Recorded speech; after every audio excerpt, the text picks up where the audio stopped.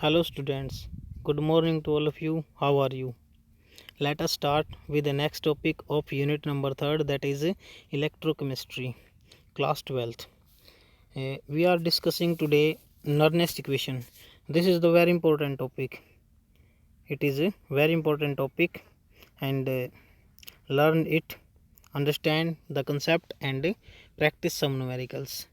Exams में जो है बहुत बार देखा गया इस टॉपिक से एक न्यूमेरिकल बहुत ही अर्जेंटली आता है, 101% आता है।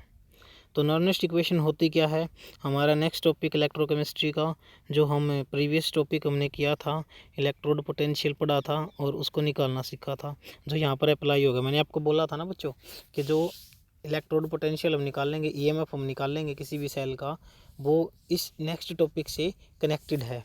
तो जिसने प्रीवियस वीडियो देखा है उसको ये बहुत अच्छे से समझ में आएगा ये टॉपिक, और जिसने वीडियो नहीं देखा है कृपया एक बार उसको प्रीवियस वीडियो को देख लें, उसके बाद ये टॉपिक देखें, क्योंकि कोई भी इसको एग्ज़ाम में आने से रोक नहीं सकता। 101% ये पेपर में आता है हर बार, आप चेक कर सकते हैं प्रीवियस पेपर उठा के।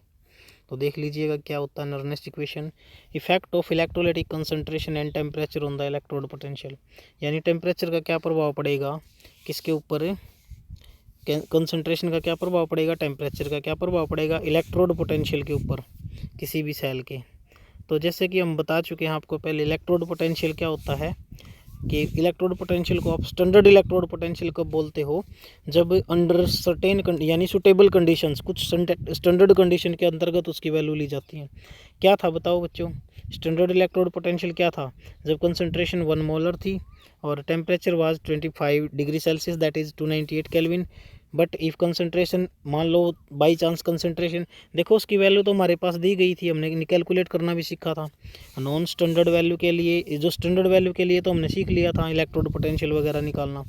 लेकिन अगर कंसंट्रेशन 1 मोलर ना हो, टेम्परेचर 298 केल्विन ना हो, देन इलेक्ट्रोड पोटेंशियल हमारा क्या है, डिफरेंट वैल्यू आएगी। बेसिक सी बात है, ये तो ऑब्वियस बात है भाई, क्यों डिफरेंट वैल्यू आएगी।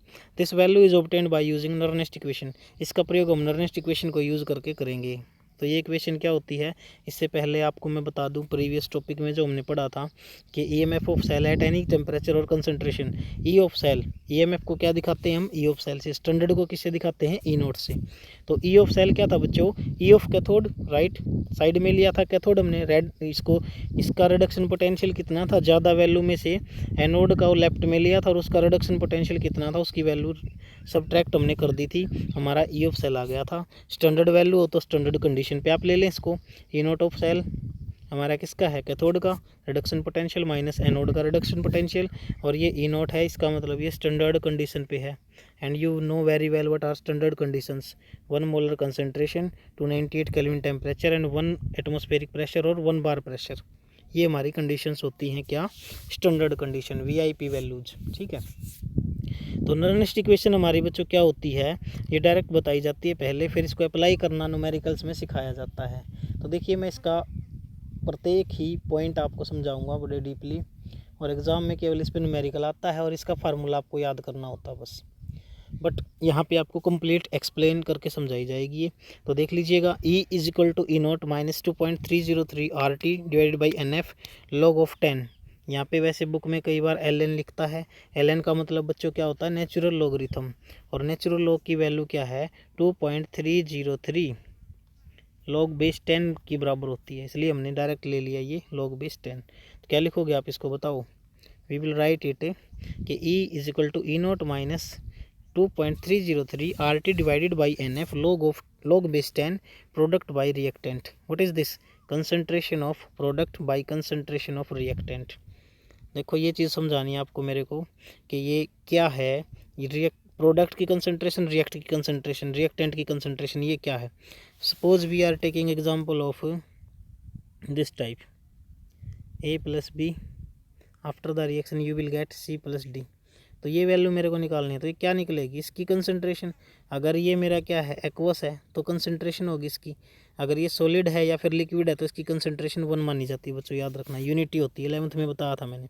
तो क्या करेंगे हम, concentration of C, concentration of D divided by, ये प्रोडक्ट की कंसंट्रेशन होगी ना, इधर वाला प्रोडक्ट है, इधर वाला रिएक्टेंट है, तो क्या हो जाएगा, concentration of C, concentration of D divided by concentration of A, concentration of B। Understand, concept clear है। एक और एग्जांपल मैं लेता हूँ, जैसे सपोज करो जिंक से क्या बन गया, जिंक का ऑक्सीडेशन हुआ और इसके 2 इलेक्ट्रॉन लॉस हो गए बच्चों। देखो इसके लिए हमने क्या लिखना है, नर्नेस्ट इक्वेशन। तो यहाँ पे क्या लिखूंगा मैं, इस यहाँ पे वैल्यू देखो, इसके लिए मैं ये प्रोडक्ट बाय रिएक्टेंट कैसे लिखूंगा। तो यहाँ पे देखो रिएक्टेंट प्रोडक्ट में क्या है, Zn2+, तो कंसनट्रेशन होगी इसकी कुछ Zn2+ की कंसनट्रेशन डिवाइडेड बाय ये जिंक है। अब ये जिंक तो सॉलिड है, और सॉलिड और लिक्विड में मैंने बताया 1 वैल्यू लेनी है आपने। तो जितनी इसकी कंसनट्रेशन दी मिले ना, वही आप अप्लाई करोगे यहाँ पे। अंडरस्टैंड, क्लियर हुआ कि नहीं हुआ आपको। सपोज करो इसका अपोजिट मैं ले लेता हूँ, Zn2+, इसने 2 इलेक्ट्रॉन गेन किए और बना दिया क्या, Zn। हो सकता है ऐसा भी, यस। तो क्या होगा बताओ, log बेस 10, ये हो जाएगा हमारा कंसनट्रेशन ऑफ। अब यहाँ पे जिंक की तो सॉलिड है, ये तो दिख रहा ना आपको, बिल्कुल ये सॉलिड स्टेट में लाई किए हुए यहाँ पे, और ये मेरा एक्वस है। So I will apply the formula same, 1 रखूँगा, 1 इसकी कंसनट्रेशन 1 मानी जाएगी, ब्रैकेट लगाने की कोई ज़रूरत नहीं। तो 1/Zn2+ की कंसनट्रेशन जितनी है अप्लाई कर देंगे हम, आंसर आ जाएगा। ठीक है, और बच्चों याद रखो log 10 की वैल्यू कितनी होती है, यहाँ पे 1 होती है। इस चैप्टर में याद रखना पड़ेगा। log 100 हो जाएगा तो वैल्यू 2 हो जाएगी। जितने जीरो बढ़ते जाएंगे 3, 4, 5 इस तरह से वैल्यू हमारी होती चली जाएंगी। अंडरस्टैंड। तो देख लीजिएगा, मैं पूरा कंसेप्ट आपको बता रहा हूँ उसके अंदर कम्प्लीटली। हेयर ई क्या है हमारा, EMF है, इलेक्ट्रोड पोटेंशियल है किसका, सेल का। कहाँ पर, at any concentration, because standard value नहीं है ये एट एनी कंसनट्रेशन है। अंडरस्टैंड। और ई नोट हमारा क्या है यहाँ पे, स्टैंडर्ड EMF और इलेक्ट्रोड पोटेंशियल। स्टैंडर्ड के लिए आप जानते हो स्टैंडर्ड कंडीशंस होती हैं, concentration 1 molar, pressure 1 atmospheric, and the temperature will be 25 degree Celsius. Here T is the temperature in Kelvin, we always take it in Kelvin. F is the Faraday's constant and it has a specific value 96,500 coulomb. ठीक है, ये 96,500 value इसकी fix value रखी गई है भाई। 1 मोल electrons का charge है बच्चों ये, 1 फैराड, 1 मोल ऑफ इलेक्ट्रॉन का। ठीक है, चलिए n is the number of electrons lost और गेन और ट्रांसफ़र। n यहाँ पे समझने के लिए n बहुत ज़रूरी है, बिकॉज सारी वैल्यूज हमें मिल जाएंगी, लेकिन n को क्या है, रिएक्शंस के द्वारा कैलकुलेट करना पड़ता है बच्चों। तो मैं बता दूं आपको n क्या है यहाँ पर। या तो अगर ऑक्सीडेशन होगा, तो जैसे मेरे पास जिंक अभी था, जिंक का ऑक्सीडेशन हुआ, इसने 2 इलेक्ट्रॉन्स क्या किए, लॉस किए। इट मीन्स n की वैल्यू 2 हो गई। अगर ये कॉपर होता, कॉपर क्या करता, 2 इलेक्ट्रॉन गेन करता, तो n की वैल्यू यहाँ पर भी कितनी हो जाती बच्चों, 2 हो जाती। बट अगर ये बैलेंस नहीं हो, यहाँ पे 3 है, यहाँ पे 2 है, तो आप इनको बैलेंस करोगे, इसको 2 से मल्टीप्लाई, इसको 3 से, यानी 6 आ जाएगा। तो n की वैल्यू 6 आ जाएगी वहाँ पे। समझ गए ना, कितने इलेक्ट्रॉन लॉस हुए हैं, कितने इलेक्ट्रॉन गेन हुए हैं, कितने इलेक्ट्रॉनों का ट्रांसफ़र यहाँ पे हुआ है, वो सभी हम इसमें अप्लाई करते हैं। चलिए नेक्स्ट हमने बता दिया आपको। हेयर क्यू क्या है, मैंने अभी बताया नहीं आपको ये। वैसे ये क्या है, लॉग ऑफ क्यू भी लिख देते हैं बच्चों कई बार बुक में इसको। क्यू का मतलब होता है भाई रिएक्शन कोशेंट। क्या होता है ये, रिएक्शन कोशेंट बोलते हैं हम इसको। और इसी को एक्चुअली बताया जाता है कि प्रोडक्ट बाय रिएक्टेंट ही है ये, और कुछ नहीं है। ठीक है, हाँ एक चीज़ और बताऊँ आपको मैं, देखो अगर मेरी कोई रिएक्शन इस टाइप की है, A plus B after the, sorry दोबारा देख लेते हैं। एक रिएक्शन मेरी ये है, A plus B after the reaction C plus D. एक टर्म छोटी है और एक बड़ी है। अगर मेरे को इसका लॉग ऑफ क्यू निकालना बच्चों, रिएक्शन कोएफिशिएंट मतलब रिएक्टेंट बाई प्रोडक्ट की कंसंट्रेशन, तो क्या लिखूंगा मैं इसको। तो देखो ये आगे जो होता है ना, ये कोएफिशिएंट होता है इसका, और ये पावर में चला जाता है बच्चों यहाँ पे। जैसे मैं बोल दूँ 2a प्लस 3b फिर 4d प्लस 5c, मतलब कुछ भी इस टाइप का प्रोडक्ट आपको दे देंगे। ठीक है, तो आप याद रखें जो आगे वाला है ना, ये क्या हो जाता है इसके, ये पावर में चला जाता है। जैसे एक एग्जांपल ले ही लेते हैं हम, 2a plus 2b after the reaction 2c plus 2d। तो मैं इसका रिएक्शन कोसेंट आपको लिख के दिखा देता हूँ। क्या होगा बच्चों, log of Q, log of concentration of c इसकी पावर 2 हो जाएगी, कंसंट्रेशन ऑफ डी इसकी पावर भी 2। समझ गए ना मैं क्या कहना चाह रहा हूँ यहाँ पे। इसके आगे जो है ना, उसको मैं पावर में लेके जाऊँगा, बस इतना कंसेप्ट है ये। यहाँ पे हो जाएगा ए की पावर कितनी बच्चों, 2, यहाँ पे बी की पावर कितनी हो जाएगी, 2। समझ रहे हो ना कॉन्सेप्ट को। ये चीज़ें आप शायद 11th में भी पढ़ चुके हो कुछ तो। और 4th चैप्टर आएगा अपना केमिकल काइनेटिक्स, वो इसी पे बेस्ड है बिल्कुल टोटली, रिएक्शनों के ऊपर। ठीक है, और नेक्स्ट टर्म हमारी क्या है बच्चों इसके अंदर, नेक्स्ट टर्म हमारी है यहाँ पर आप देख सकते हैं R. What is R here? R is the gas constant. R मेरा यहाँ पे क्या है बच्चों, गैस कांस्टेंट, और इसकी फिक्स वैल्यू कितनी है 8.314 जूल पर केल्विन पर मोल। अंडरस्टैंड? तो चलिए आगे चलते हैं अब हम इसमें। सपोज करो जनरल रिएक्शन मैंने मान लिया आपको समझाने के लिए कि एन इलेक्ट्रॉन गेन किए और बन गया मेटल एम। जिंक एग्जांपल ले लिया भाई, जिंक ने 2 इलेक्ट्रॉन गेन किए, बन गया जिंक मेटल प्योर। और ये क्या है, एक्वस। तो नर्नेस्ट इक्वेशन यहाँ मैं इसके ऊपर अप्लाई करके आपको दिखा देता हूँ। E = E0 - RT by NF। L N लगा लिया मैंने यहाँ पे बच्चों, कोई फ़र्क नहीं पड़ता, एल एन लगा लो। फिर बाद में एल एन मैंने बता दिया, एल एन आप क्या होता है, नेचुरल लॉगरिथम, किसके इक्वल होता है 2.303 RT के इक्वल। तो आप यहाँ रख सकते हो, ये भी समझ गए ना इस चीज़ को, 2.303 और इसका मल्टीपल कर देंगे हम बस। सॉरी RT नहीं, यहाँ पे 1 मिनट, RT यहाँ पे यूज़ नहीं करना। एल एन किसके इक्वल होता है, एल एन मेरा होता है भाई यहाँ पे किसके इक्वल, देखो मैं बता देता हूँ आपको, एल एन = 2.303 सिंपल लॉगरिथम। ये नेचुरल लॉग है, इसकी वैल्यू तो कुछ है नहीं, तो इसको सोल्व करने में हम यूज़ नहीं करते केमिस्ट्री में। सोल्व हमारा टेबल किसकी होती है हमारी बुक में, log base 10 की होती है, तो इसलिए log base 10 में इसको बदल के यहाँ पे लाई करना होता है। समझ गए ना आप? तो चलिए यहाँ पे मैं क्या करूँगा, देखो इस रिएक्शंस का लिखूँगा मैं ऊपर वाली का नर्नेस्ट इक्वेशन। तो E = E0 - RT ln of Q होता है ना, ln ऑफ क्यू होता है। क्यू की जगह पे क्या लिखेंगे, concentration of product divided by concentration of reactant. Product क्या है बच्चों यहाँ पे, ये रहा। अब ये M है जो मेरे पास कैसा है, यहाँ कुछ नहीं पता मेरे को, M सॉलिड लिक्विड गैस, तो मैं डायरेक्ट लिख लूँगा concentration of M divided by concentration of Mn+। अगर ये सॉलिड हो तो 1 वैल्यू पुट कर दो यहाँ पे, नीचे वाले की आ जाएगी बस। समझ गए ना? चलिए आगे, ये लिख दिया मैंने स्पेशल आपके लिए। For pure solids and liquid और gases at 1 atmospheric pressure molar concentration unity होती है बच्चों, 1 ली जाती है। फॉर एग्जांपल अगर मेरे पास M यहाँ पे, मैं ऊपर वाले केस में M लेके आया था, तो अगर मेरे पास M यहाँ पे जिंक होता तो जिंक क्या है, सॉलिड है, और सॉलिड की कंसंट्रेशन होती नहीं ना, क्योंकि कंसंट्रेशन होती क्या आपको पता होना चाहिए ना। कंसंट्रेशन क्या, number of moles of solute dissolve पर लीटर ऑफ द सॉल्वेंट, या फिर पर ग्राम ऑफ द सॉल्वेंट पर किलोग्राम ऑफ द सॉल्वेंट। कितने सॉल्वेंट के अंदर कितना सॉल्यूट घुला हुआ। अब ये तो सॉल्यूट है, सॉल्वेंट तो है ही नहीं ना, तो इसकी कंसंट्रेशन 1 मानी जाती है। क्लियर है कंसेप्ट अब आपको? तो चलिए मैं रख लेता हूँ यहाँ पे, जिंक की वैल्यू 1 आ जाएगी। So that you can say that by applying the Nernst equation you will get E = E0 - RT ln 1/, ये तो कंसंट्रेशन है, इसकी तो कुछ है वैल्यू, यस, तो अप्लाई कर दें। तो क्या आ जाएगा बच्चों, आगे चलोगे तो इसमें E = E0 - ln को बदल दो लॉगरिथम में, बेस 10 में, तो 2.303 RT बाई NF और log ऑफ 1/Mn+। आपको मैंने सारी चीज़ें बता दी हैं।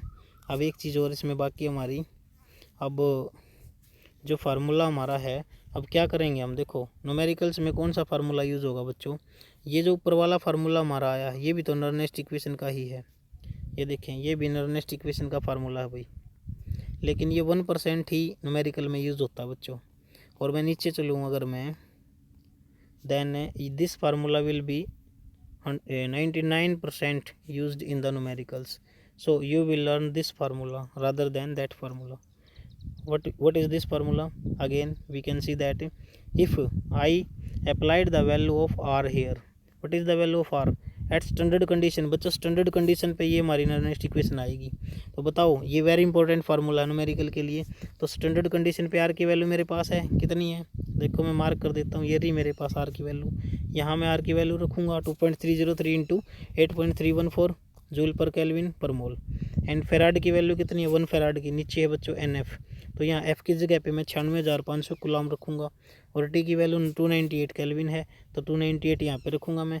देन मेरे पास इसको मल्टीप्लाई करके ये टर्म आएगी भाई, कितनी टर्म आएगी बच्चों, 0.059 तक रख लो या 1 भी लिख लो, 0.0591 बस। अब नीचे क्या बचा हुआ, केवल n की वैल्यू हमने नहीं रखी है, बाकी तो हमने सारी अप्लाई कर दी। तो नीचे n रखो आप, n को निकालने का मेथड मैंने बता ही दिया आपको, number of loss of electrons और गेन ऑफ इलेक्ट्रॉन या ट्रांसफर ऑफ इलेक्ट्रॉन से ये वैल्यू आएगी by balancing both side of the electrons in reduction half and oxidation half. चलिए बेसिक चीज़ें देखो, नर्नेस्ट इक्वेशन हमारी हो चुकी है। अब बट अब न्यूमेरिकल्स बाकी हैं। न्यूमेरिकल अप्लाई करना अगर आपको आ गया तो समझो सब कुछ आ गया आपको। पेपर में देखो बच्चों ऐसा न्यूमेरिकल आपको दिया जाएगा, बिल्कुल लाइक सेम, बिल्कुल ये इसी टाइप का। तो बताओ क्या करें।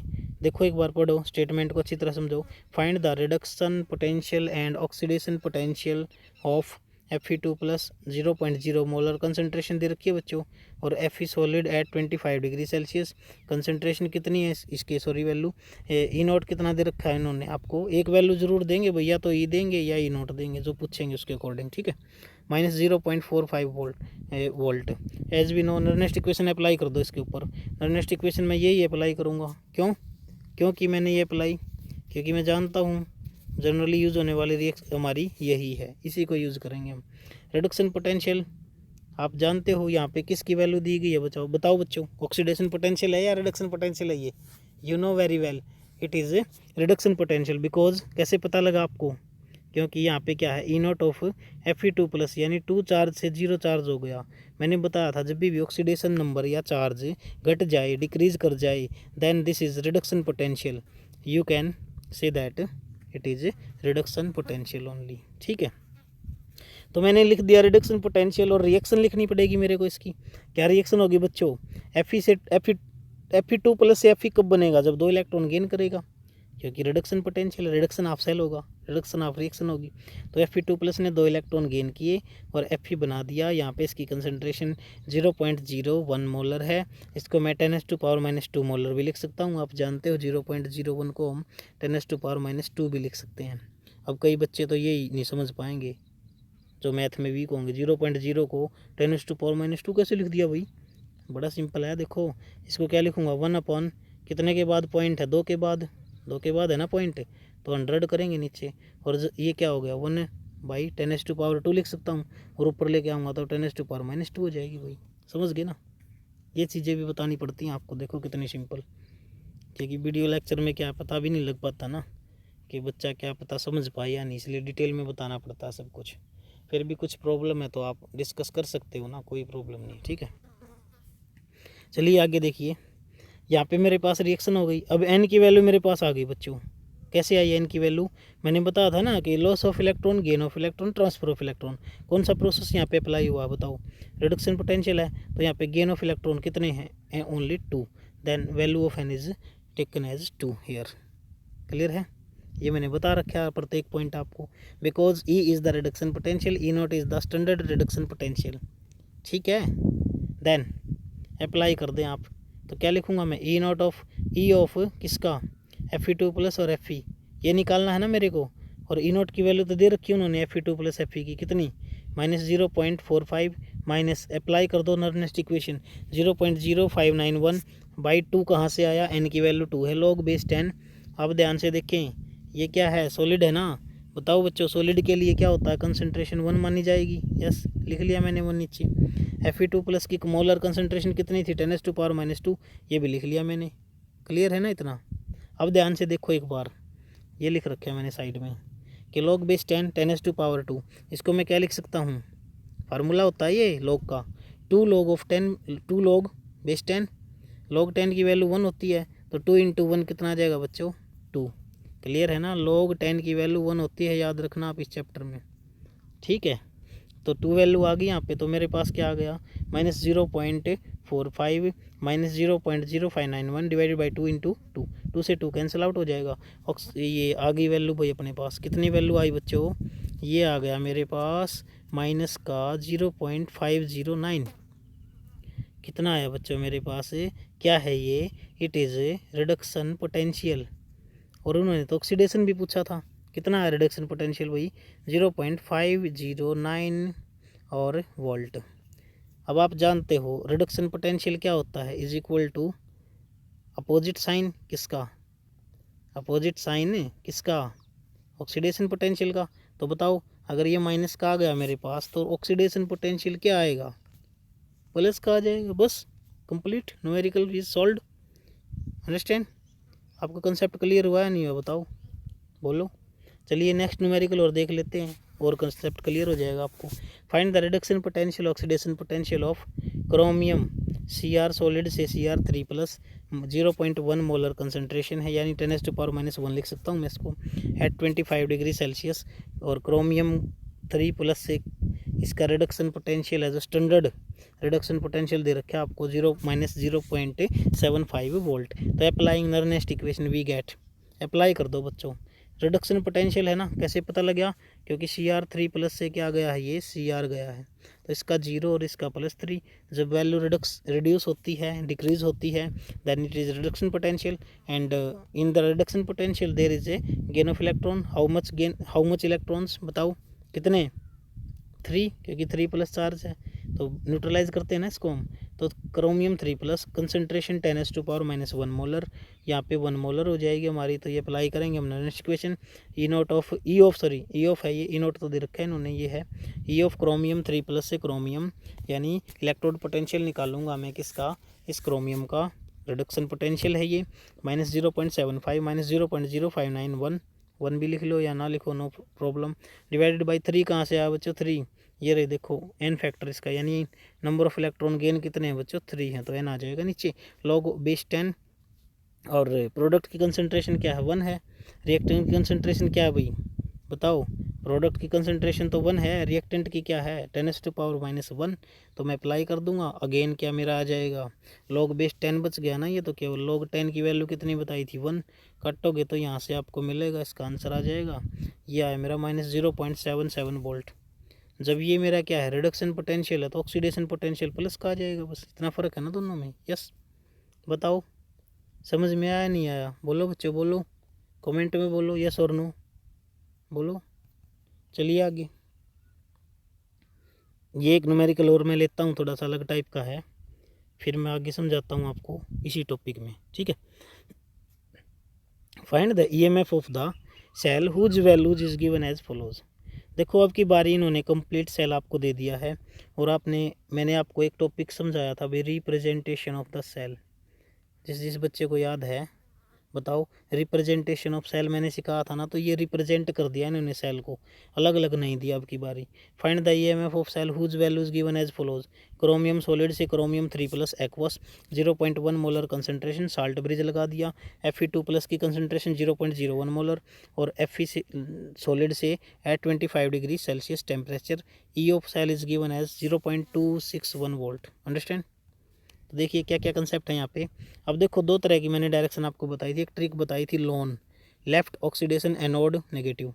लेफ्ट में क्या है ऑक्सीडेशन, तो यहाँ लेफ्ट का पोर्शन ये है ना अपना, तो ये एनोड है यहाँ पे, पक्की बात है इसकी।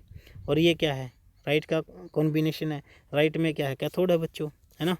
तो बताओ Cr3+ से Cr बना हुआ है, Cr3+ से क्या है Cr बनेगा, तो क्या होगा, इसने वैल्यू दी है आपको, ये sorry Cr3+, E naught of Cr3+ से Cr -0.75 वोल्ट, और ई नॉट ऑफ Fe2+ से Fe -0.45 वोल्ट। देखो ये स्टेटमेंट थी। तो अब की बार सिचुएशन क्रिटिकल हो गई थोड़ी सी, क्योंकि पिछला जो वीडियो लेक्चर है वो अप्लाई यहाँ पे करेंगे हम, ठीक है। कैसे करेंगे बच्चों, देखो ई ऑफ सेल निकालना पड़ेगा मेरे को। ई of reduction potential of cathode minus reduction potential of anode. Cathode की वैल्यू कितनी है, रिडक्शन पोटेंशियल लेना है ना दोनों का।